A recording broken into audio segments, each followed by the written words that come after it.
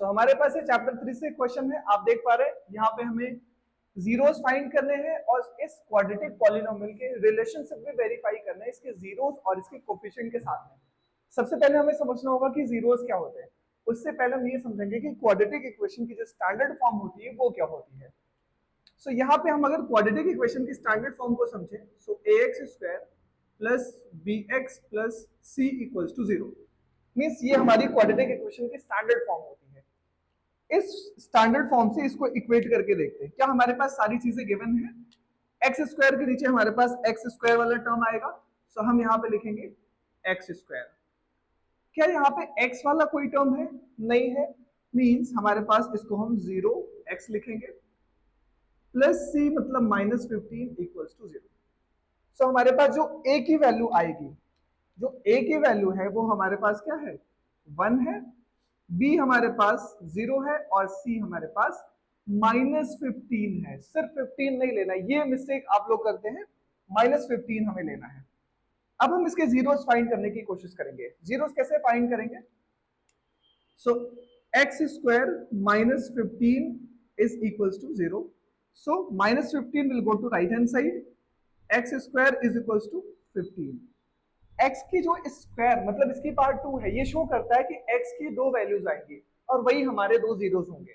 सो ये स्क्वायर है, इधर जाके अंडर रूट में हो जाएगा। सो एक्स की एक वैल्यू आएगी plus and minus √15, means x की दो वैल्यूज मिलेंगी हमारे पास। एक तो एक्स की वैल्यू आएगी प्लस √15 और एक आएगी -√15। सो ये हमारे पास दो जीरोस आ चुके हैं। नेक्स्ट हमारे क्वेश्चन में कह रहा है कि आपको वेरीफाई भी करना है, हमें वेरीफाई करना है इनके रिलेशनशिप को, किसके? इनके जीरोस के और कोफिशिएंट के बीच में। सो फर्स्ट रिलेशन हमारा होता है सम ऑफ रूट्स।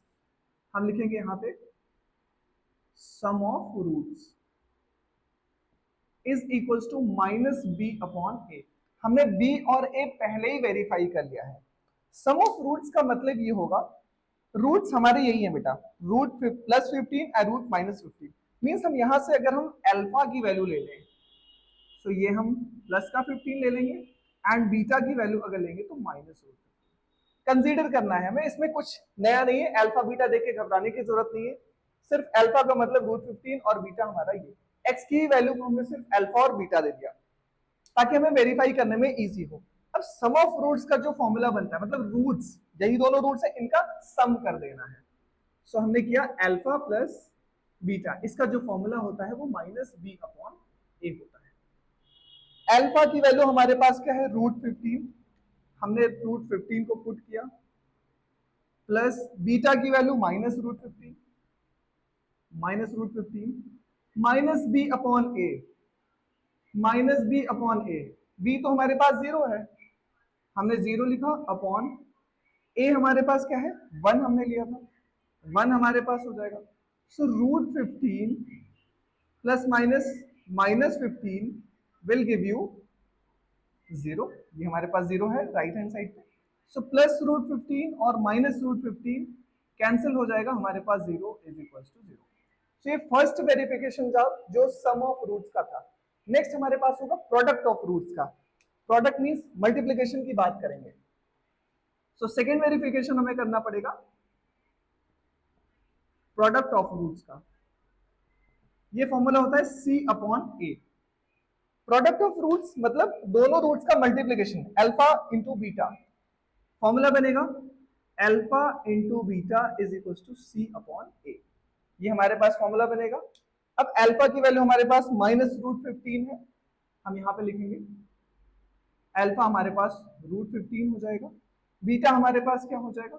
-√15 था हमारे पास, ये किया। c/a होता है, c की वैल्यू हमारे पास क्या थी? -15, हमने लिया -15 एंड a की वैल्यू हमारे पास क्या थी? 1, हमने 1 लिया। आप देख पा रहे हैं √15 और √15, ये हमारे पास 15 हो जाएगा and plus minus will give you minus is equals to -15। आप देख पा रहे हैं दोनों साइड वेरीफाई हो चुका है, यहां पे भी वेरीफाई हो चुका है।